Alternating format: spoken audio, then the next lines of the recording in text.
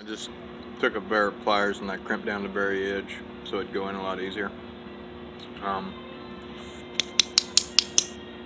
Should be able to just about tap her in. Be careful on boogering that edge up. I'm going to use those. I had a vise here, but it ain't going to quite work. Might even be able to do this one-handed. We're good enough. You don't want to try and mess up anything. It's going to go through your gears. Just take your time. Oops, I don't even have it on camera.